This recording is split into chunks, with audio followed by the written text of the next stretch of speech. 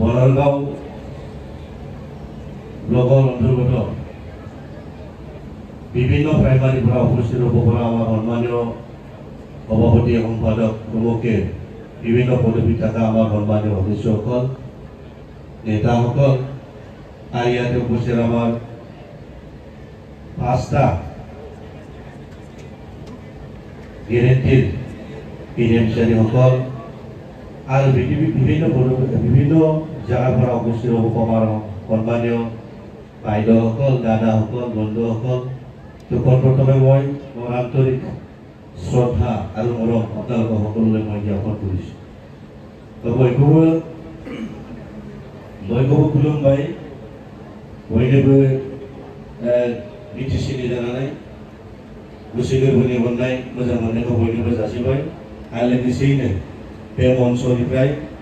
जोंनि मानव गेदेर हाग्रामा मलिक सारनिसिम बे मन्चनिफ्राय आंनि गोसो गोरबोनि अननाय मोजां मोननायखौ आङो गिबि जासिहरग्रोबाय दिनैनि दिन दिनैनि दिना खुब रंजाथाव दिन आसा खालामदों जे बे रंजानाय बे दिनजों लोब्बा लाखिनानै आरो रंजानाय दिनखौ जों धार्य खालामनानै दिनै जोङो जा हायो नोंथांमोननो थांनाय 2025 नि जे बिटिसिनि इलेक्शन बे इलेक्शनाव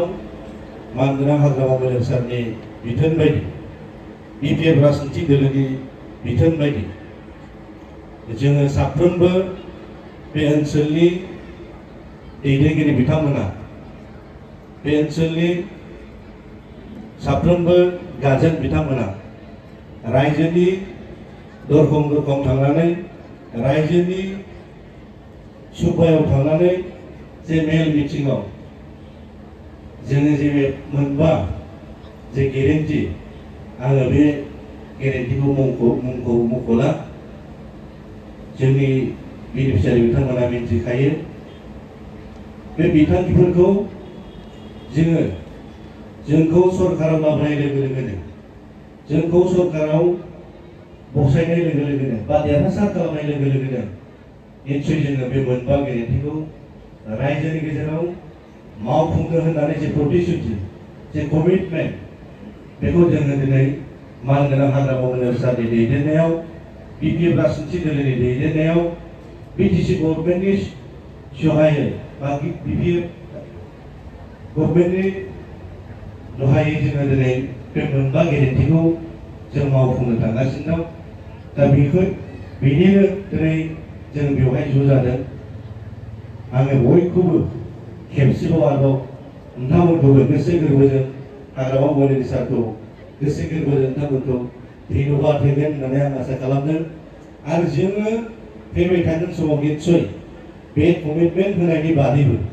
निश्चय रायजो राजानि गेजेराव जोङो मोनफ्रोमबो फारफ्रोमबो दिगैनो सामाजिक भाबै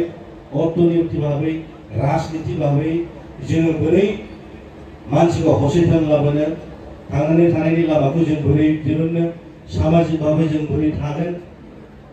रांखान्थि भाबै जों बोरै आरजिनायनि जे लामा बेखौ जों बोरै खालामगोन बेखौ निश्चय गभर्नमेन्टनि जहायै बा गभर्नमेन्टनि दहायैनो जों बिपिएफ राजनितिक दोलोआ निश्चय रायजोफोरनि गेजेराव थांनानै जोंनि भबिष्यतखौ उज्जवल खालामनो थाखाय निश्चय जों खामानि मावगोन होननानै जोङो बुंबोबाय थादों निश्चय मानगोनां हाग्रामा मलिक सारा मावफुंगोन नोंथांमोना বিশ্বাস রাখি আপনাদেরকে বিশ্বাস রাখিব বিগত যোৱা 2025 যেটো বিটিসি যেটো নির্বাচন এই নির্বাচনখনত আমি যেনেকে প্ৰতিশ্ৰুতি দিছিলে যেনেকে আমি কমিটমেন্ট ৰাইজৰ মাজত দিছিলে এইখিনি কমিটমেন্ট আজি দিনত পূৰণ কৰিবলৈ আমি গৈ আছো আৰু যিসকলে চেক নাপাব বা যিসকলে বেনিফিচিয়াৰী লিষ্টত এবাৰৰ লিষ্টত যিসকলে নাই তেখেতসকলে মই অন্তৰৰ পৰা অনুৰোধ কৰিব বিচাৰিছোঁ আপোনালোকে হতাশ হ'ব নালাগে আপোনালোকে বিশ্বাস ৰাখক আস্থা ৰাখক আমাৰ বিপিএফ ৰাজনীতিক দলৰ নেতাসকলৰ ওপৰত আমাৰ গভৰ্ণমেণ্টৰ ওপৰত আপোনালোকে বিশ্বাস ৰাখক নিশ্চয় আহি থকা দিনত নিশ্চয় যিসকলে আজিৰ দিনত পোৱা নাই তেখেতসকলক আমি দিবৰ কাৰণে আমি চেষ্টা কৰি যাম বয়बो मोनगोन नङा होमबा रायजोफोर दिनै जाय बिथांमोना मोनाखै बे बिथांमोना हताश जानाङा फैबाय थागोन समाव निस्सय रायजो राजाफोरनि मोजांनि थाखाय जोंनि बिपिएफ राजनिथि दला जेरैबायदि बिथांखि लाबोदों बे बिथांखिखौ निस्सय मावफुंगोन दिनैहाय मोनैया बेहायनो जोबथा मालाबाबो नोंथांमोना साननो नाङा निस्सय नैबे इलेक्शननि उनावनो जाय बिथांमोना थालांगोन बे मोनबा गेरेन्टिनि बिथोराव जाय बिथांमोना दिनैहाय थालांगोन बे बिथांमोनखौबो जों निस्सय सुफुंलांगोन बिथांमोननोबो जों होफिनगोन যিসকলে পোৱা নাই তেখেতসকলেও পাব ইলেকশ্যনটো কালি উকলি যাব দে এপ্ৰিল মাহৰ পিছতে আমি নতুনকৈ সেল্ফ হেল্প গ্ৰুপ নতুনকৈ IBS নতুনকৈ ফিজিকেলি চ্যালেঞ্জৰ যিটো লিষ্ট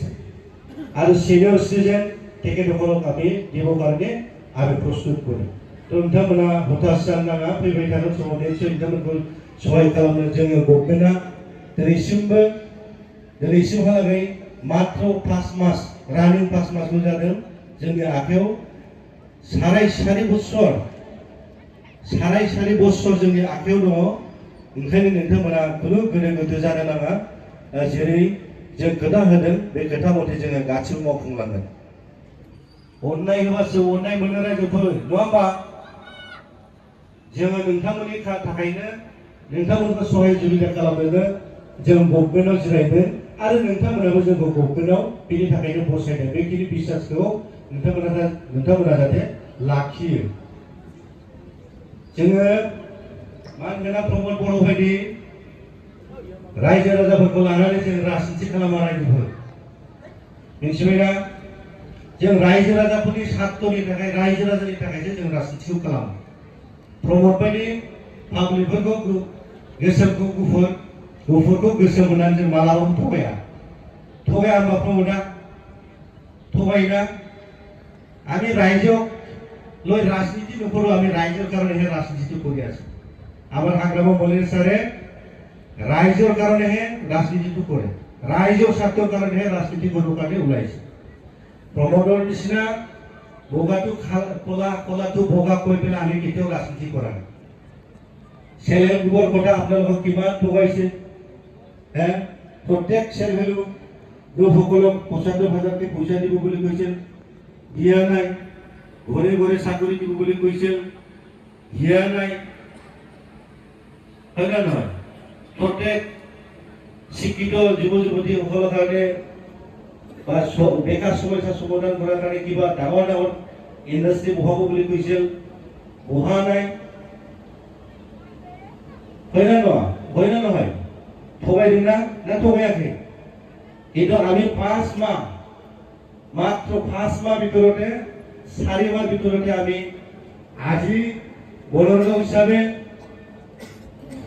সিনিয়র সিটিজেন আমি 100কে অধিক আমি